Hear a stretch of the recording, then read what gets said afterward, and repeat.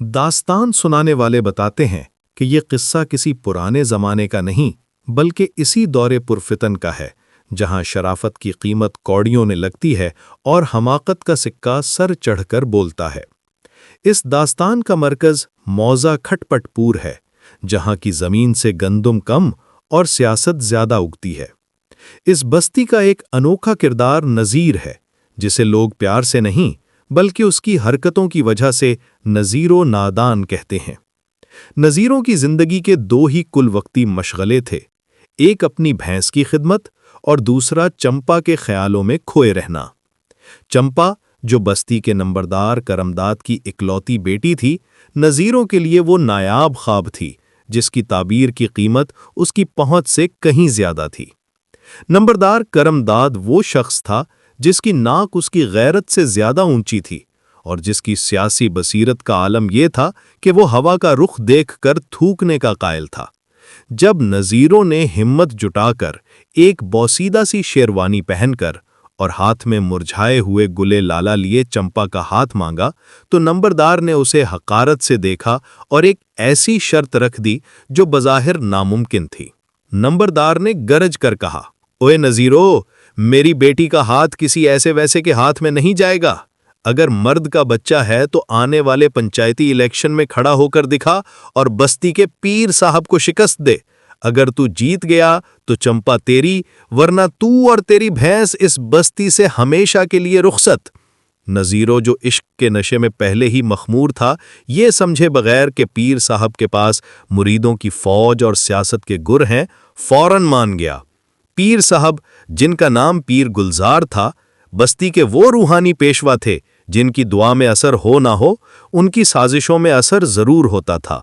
वो अफ्यून के इस कदर शौकीन थे कि उनके मुरीद कहते थे कि पीर साहब की रूहानी परवाज दरअसल इसी काले दाना लजीज की मरहून मिन्नत है।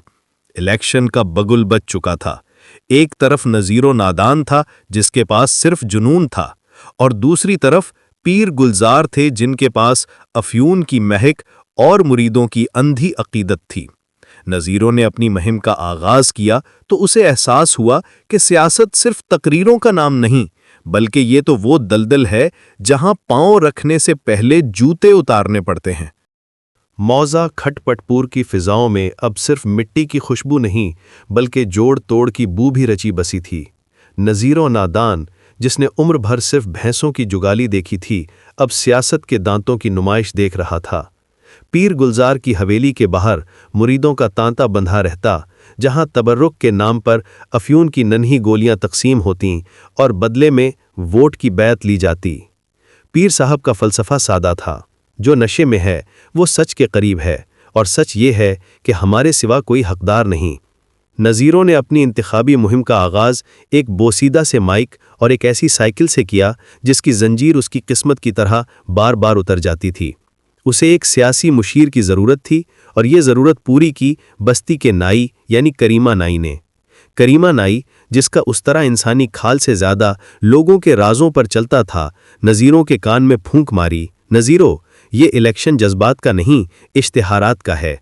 पीर साहब की करामात का मुकाबला करना है तो तुम्हें भी कोई मौजज़ा दिखाना होगा। नज़ीरों ने मासूमियत से पूछा, कैसा मौजज़ा करीमे? क्या मैं भैंस को हवा में उड़ा दूं? करीमा हंसा और बोला, नहीं, हम पीर साहब की सबसे बड़ी कमज़ोरी यानी उनकी रूहानी अफ्यून पर वार करेंगे। बस्ती के जवानों को ये बताना होगा कि पीर साहब की परवाज़ रूहानी नहीं, कीमियाई है। नज़ीरों ने एक जलसा आम का ऐलान किया, मगर वहां कोई ना आया सिवाय नंबरदार के एक दो कारिंदों के जो सिर्फ मजाक उड़ाने आए थे। नज़ीरों ने हिम्मत ना हारी। उसने चंपा की याद में एक ऐसा जज्बाती नारा ईजाद किया जो देहातियों के दिलों में तराजू हो गया। वोट उसे जो रोटी भी दे और जूती भी ना मारे। इधर पीर गुलजार को जब नज़ीरों की सरगर्मियों की खबर मिली तो उन्होंने अपनी आधी खुली आंखों से हक्के का एक लंबा कश लिया और मुस्कुराए। ये नादान बच्चा आग से खेल रहा है।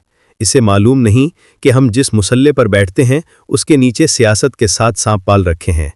पीर साहब ने उसी रात बस्ती के कुएं में अफ्यून की एक भारी मिकदार मिलाने का खुफिया हुक्म दिया ताकि पूरी बस्ती एक खुमारे लतीफ़ में रहे और किसी को होश ही ना रहे कि बटन किस निशान पर दबाना है। इलेक्शन के दिन करीब आ रहे थे और नज़ीरों को अब सिर्फ चंपा की मोहब्बत नहीं बल्कि अपनी बका की फिक्र लाहक थी। کھٹپٹ پور کی سیاست اب اس مقام پر پہنچ چکی تھی جہاں شرافت اور حماقت کی سرحدیں آپس میں مل جاتی تھیں۔ پیر گلزار کے حکم پر کنویں میں افیون تو نہ ڈالی جا سکی، کیونکہ کریم نائی نے عین وقت پر اپنی سیاسی مخبری کا استرا چلا دیا تھا، مگر فضا میں پروپیگنڈے کا دھواں اس قدر گہرا تھا کہ لوگ اپنی جیب کٹتے دیکھتے تھے اور مسکرا کر کہتے تھے سب پیر صاحب کی دعا ہے۔ نذیروں نے اب اپنی مہم کا رخ بدل دیا تھا۔ کریم نائی نے اسے مشورہ دیا کہ دیہاتیوں کے دل تک پہنچنے کا راستہ پیٹ سے ہو کر جاتا ہے۔ نذیروں، اب تقریریں چھوڑ اور کھابا شروع کر۔ نذیروں نے اپنی جمع پونجی نکالی، اپنی محبوب بھینس کا دودھ بیچا اور بستی کے چوک میں ایک عظیم الشان حلوہ پوری کے لنگر کا اہتمام کر دیا۔ اس نے اشتہار لگوایا، نذیروں کا حلوہ جو کھائے وہ پیر صاحب کے خواب سے جاگ جائے۔ ادھر پیر گلزار جو اپنی مسند پر بیٹھے نیم وا آنکھوں سے کائنات کے اسرار اور مریدوں کے نذرانے دیکھ رہے تھے، اس لنگر کی خبر سن کر تلملا اٹھے۔ انہوں نے فوراً اپنے سب سے وفادار مرید گامے پہلوان کو بلایا۔ گاما وہ شخص تھا جس کا دماغ اس کی گردن سے بھی زیادہ موٹا تھا۔ پیر صاحب نے دھیمی آواز میں کہا، گامے، نذیروں نے ہمارے مریدوں کو میٹھے سے بہلانا شروع کر دیا ہے۔ جا اور اس کے حلوے میں کچھ ایسا ملا کہ کھانے والے نیکی کی نہیں نکاسی کی دعا مانگیں۔ الیکشن کی مہم میں یہ پہلا کیمیاوی حملہ تھا۔ گامے پہلوان نے رات کے اندھیرے میں نذیروں کے کڑاہوں میں کثیر مقدار میں جالاب ملا دیا۔ اگلی صبح جب پوری بستی نذیروں کے لنگر پر ٹوٹ پڑی تو 2 گھنٹے بعد کھٹپٹ پور کا نقشہ ہی بدل گیا۔ بستی کے اکلوتے ڈسپنسر کے باہر وہ رش تھا کہ الیکشن کا میلہ ماند پڑ گیا۔ لوگ پیٹ پکڑ کر بھاگ رہے تھے اور نذیروں معصومیت سے سر کھجا رہا تھا کہ اس کی سیاسی مٹھاس میں یہ کڑواہٹ کہاں سے آئی۔ نمبردار کرمداد نے جب یہ منظر دیکھا تو قہقہا لگا کر بولا، نذیروں، تو نے تو پوری بستی کو حرکت میں لا دیا ہے، اب دیکھ پیر صاحب تجھے کیسے فارغ کرتے ہیں۔ نذیروں کی ساکھ خطرے میں تھی، مگر اسی دوران چمپا نے دیوار کے پیچھے سے ایک خط پھینکا جس میں لکھا تھا، نذیروں، ہمت نہ ہارنا، پیر صاحب کی افیون کا توڑ اس کے اپنے گھر میں ہے۔ اس خط نے نذیروں کے مرجھائے ہوئے حوصلوں میں نئی جان ڈال دی۔ اب نذیروں کو سمجھ آ رہا تھا کہ سیاست میں صرف حلوہ کھلانا کافی نہیں، بلکہ مخالف کا ہاضمہ خراب کرنے کے گر بھی سیکھنے پڑتے ہیں۔ موزہ کھٹپٹ پور کی تاریخ میں یہ پہلی بار ہوا تھا کہ سیاست دانوں کے ڈر سے نہیں بلکہ نذیروں کے لنگر کے ڈر سے لوگوں نے اپنے گھروں کے دروازے اندر سے بند کر لیے تھے۔ بستی میں پھیلی اس ہنگامی صورتحال نے نذیروں کی رہی سہی ساکھ کو بھی ملیا میٹ کر دیا تھا، لیکن سیاست کا پہلا سبق یہی ہے کہ جب آپ کے پاس کھونے کو کچھ نہ رہے تو آپ سب سے زیادہ خطرناک ہو جاتے ہیں۔ چمپا کے خط نے نذیروں کے دماغ میں ایک ایسی چنگاری روشن کر دی تھی جس نے اسے مدافعت کے بجائے جارحیت پر اکسا دیا۔ کریم نائی نے جب نذیروں کے چہرے پر وہ خاص قسم کی سیاسی چمک دیکھی تو وہ سمجھ گیا کہ اب استرا کسی اور رخ پر چلنے والا ہے۔ نذیروں نے کریمے کو قریب بلایا اور سرگوشی کی، کریمے، پیر صاحب کا سارا روب ان کی روحانی مدہوشی میں چھپا ہے۔ اگر وہ افیون جو ان کے اعصاب کو سنبھالے ہوئے ہے اسے کسی ایسی چیز سے بدل دیا جائے جو انہیں ہوش میں لے آئے تو ان کا سارا تقدس دھوپ میں رکھے مکھن کی طرح پگھل جائے گا۔ کریمے کی آنکھیں چمک اٹھیں، اسے معلوم تھا کہ پیر صاحب کی خاص افیون کی گولی ہر شام ایک چاندی کی ڈبیا میں رکھ کر ان کے حجرے میں پہنچائی جاتی ہے۔ نذیروں نے اپنی بھینس کے لیے لائی گئی جتھو بوٹی اور کچھ ایسی دیسی جڑی بوٹیوں کا صفوف تیار کیا جو انسان کو خوابوں کی دنیا سے نکال کر تلخ حقیقتوں کے سامنے کھڑا کر دیتی ہے۔ یہ صفوف پیر صاحب کے اعصاب کو سکون دینے کے بجائے انہیں ایک عجیب و غریب سچائی کے دورے میں مبتلا کرنے والا تھا۔ کریمے نے اپنی مہارت کا ثبوت دیتے ہوئے پیر صاحب کے خاص خادم کو باتوں میں الجھایا اور چاندی کی ڈبیا میں موجود کالی گولیوں کو نذیروں کے تیار کردہ ہوش ربا نسخے سے بدل دیا۔ اگلی شام بستی کے چوک میں پیر صاحب کا بڑا جلسہ تھا۔ پیر صاحب نے مسند پر بیٹھتے ہی حسب عادت ایک گولی منہ میں رکھی، اس توقع میں کہ اب ان پر وجدانی کیفیات طاری ہوں گی اور وہ مریدوں کو لچھے دار باتوں سے بے وقوف بنائیں گے۔ مگر جیسے ہی گولی نے اپنا اثر دکھایا، پیر صاحب کی آدھی کھلی آنکھیں پوری طرح پھٹ گئیں۔ ان کے چہرے پر وہ مخصوص سکون غائب ہو گیا اور اس کی جگہ ایک اضطراب نے لے لی۔ مجمع خاموش تھا۔ پیر صاحب کے لب ہلے، مگر اس بار تسبیح و مناجات کے بجائے ان کے منہ سے وہ سچائیاں نکلنے لگیں جنہیں وہ برسوں سے سینے میں دفن کیے ہوئے تھے۔ انہوں نے مائک پر گرج کر کہا، اوئے مریدوں، تم کیا سمجھتے ہو کہ میں تمہاری دعائیں سنتا ہوں؟ میں تو پچھلے 10 سال سے تمہاری جیبوں کے نقشے دیکھ رہا ہوں۔ مجمع میں سناٹا چھا گیا اور نذیروں نے دور کھڑے ہو کر کریمے کو آنکھ ماری۔ الیکشن کا نقشہ اب پوری طرح بدلنے والا تھا۔ پیر صاحب کی زبان سے نکلنے والے سچ نے مجمع پر وہ سکتہ طاری کر دیا جو کسی بڑے حادثے کے بعد قبرستان میں ہوتا ہے۔ بستی کے سادہ لو مرید جو اب تک پیر گلزار کی ہر ہذیانی کیفیت کو روحانی وجد سمجھتے تھے، اب ہکا بکا ایک دوسرے کا منہ تک رہے تھے۔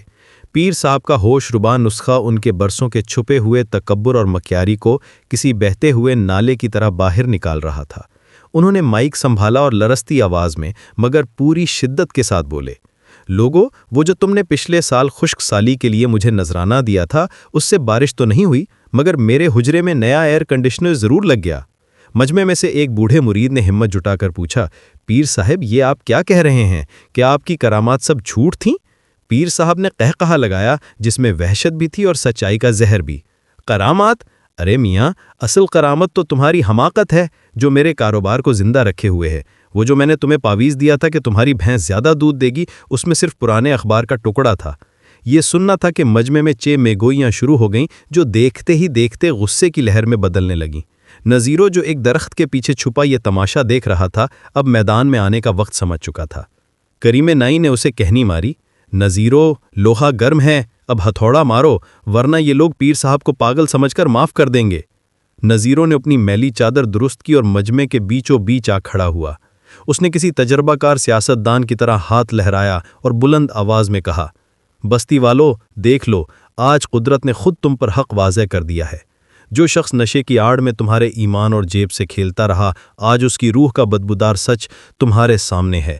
کیا تم اب بھی اسی افیونی سیاست کا حصہ بنو گے؟ نمبردار کرمداد جو سٹیج کے ایک کونے میں بیٹھا یہ سب دیکھ رہا تھا، پسینے میں شرابور ہو گیا۔ اسے اپنی بیٹی کا ہاتھ نذیروں کے ہاتھ میں جاتا دکھائی دے رہا تھا جو اسے اپنی موت سے بھی زیادہ گراں گزر رہا تھا۔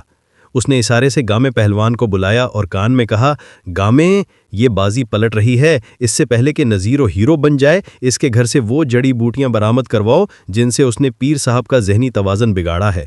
اسے جادوگر ثابت کر کے بستی سے نکلوانا ہوگا۔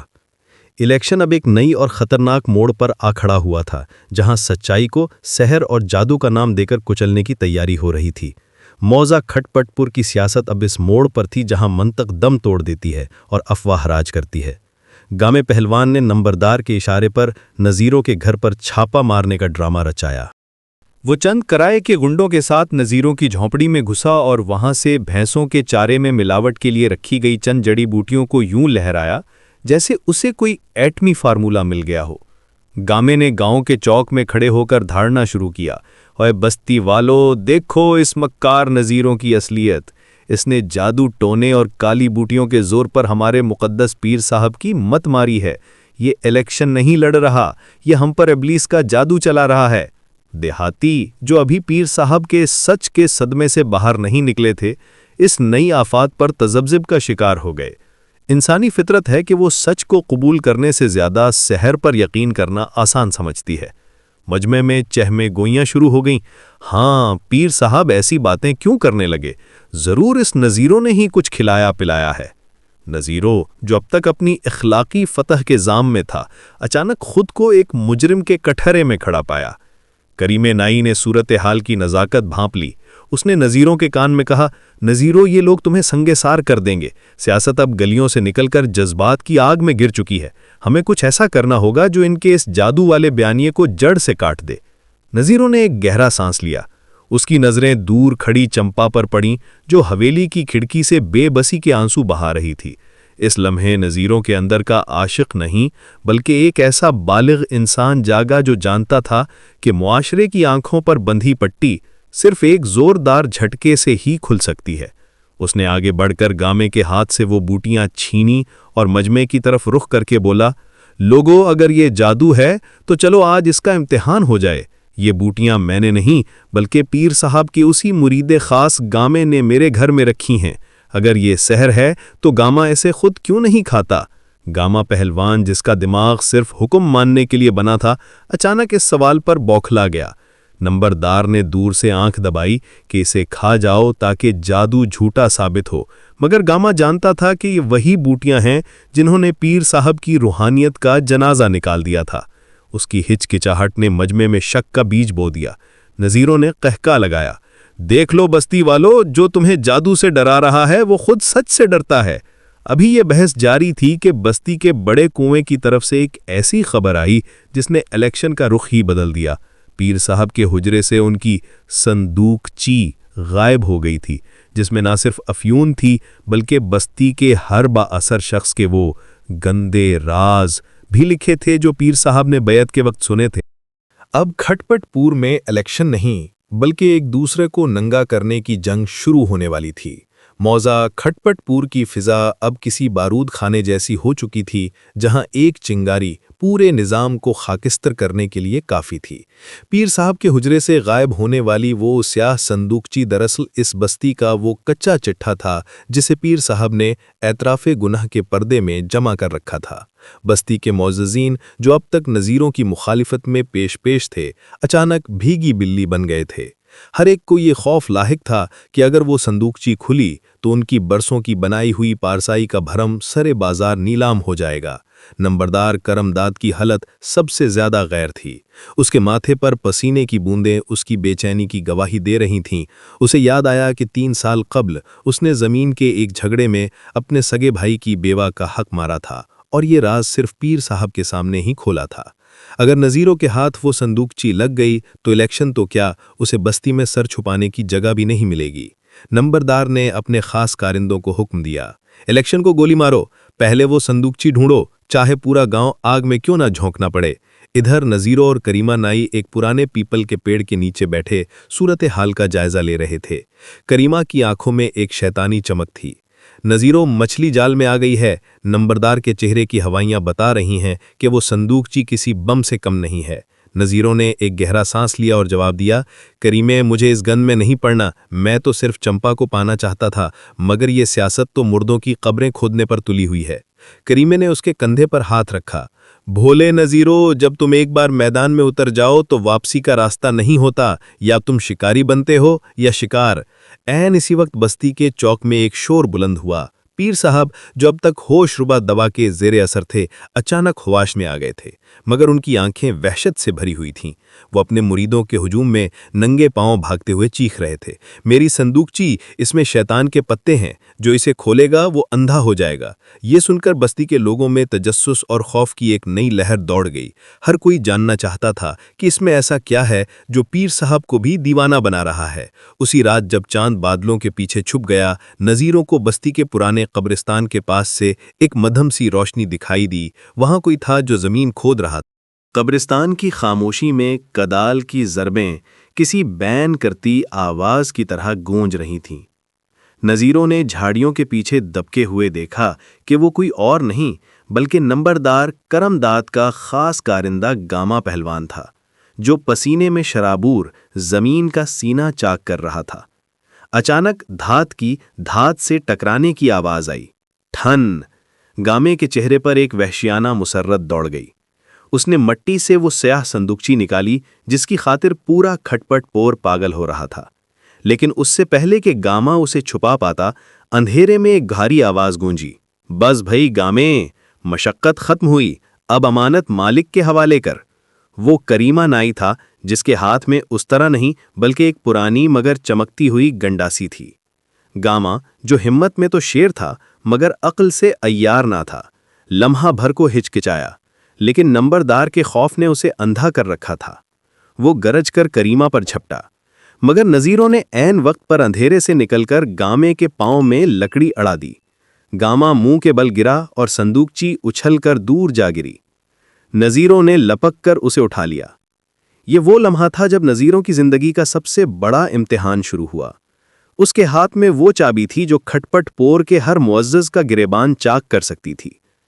کریمہ نے ہانکتے ہوئے کہا، نذیروں، اسے ابھی کھول، دیکھ تو صحیح کہ ان پارساؤں کے لبادوں کے نیچے کتنے زخم ہیں۔ نذیروں کا دل تیزی سے دھڑک رہا تھا۔ اس نے کپکپاتے ہاتھوں سے صندوقچی کا زنگ آلود تالا توڑا۔ جیسے ہی ڈھکن کھلا، اس میں سے کاغذات کا ایک بلندہ اور پیر صاحب کی وہ ڈائری نکلی جس پر برسوں کی بدبو اور گناہ درج تھے۔ نذیروں نے ایک خط کھولا جس پر نمبردار کی مہر لگی تھی۔ اس میں چمپا کی موت اور جائیداد کے بٹوارے کا وہ لرزہ خیز سچ لکھا تھا جس نے نمبردار کو ایک قاتل کے روپ میں پیش کر دیا تھا۔ نذیروں کی آنکھوں میں آنسو آ گئے اسے احساس ہوا کہ وہ جسے اپنی محبت کی راہ میں رکاوٹ سمجھ رہا تھا وہ تو ایک درندہ تھا۔ کریمے، یہ کاغذات نہیں، یہ تو اس بستی کی بربادی کا نسخہ ہیں، نذیروں نے لرزتی آواز میں کہا۔ کریمے نے سرد مہری سے جواب دیا، یا پھر تمہاری جیت کا پروانہ۔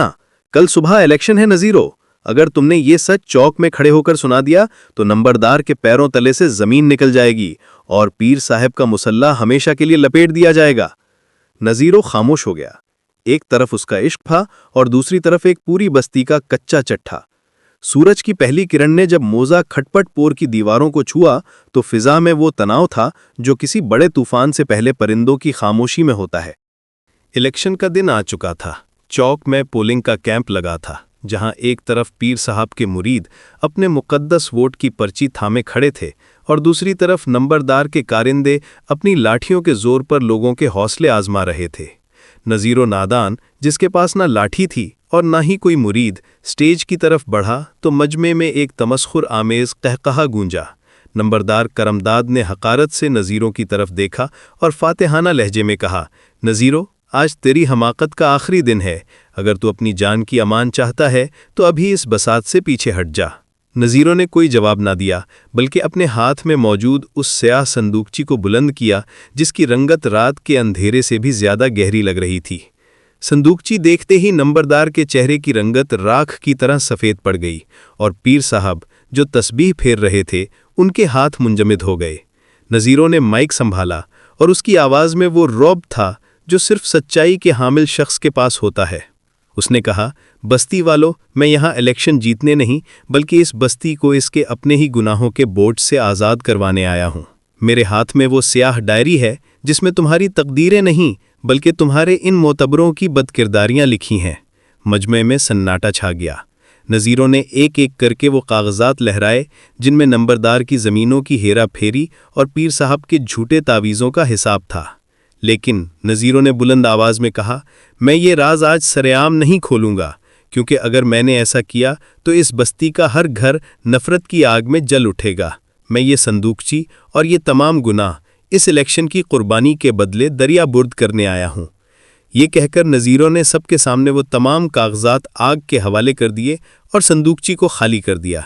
نمبردار اور پیر صاحب جو ذلت کے خوف سے کانپ رہے تھے، نذیروں کے اس ظرف کے سامنے ایسے بونے لگے جیسے ریت کے ڈھیر ہوں۔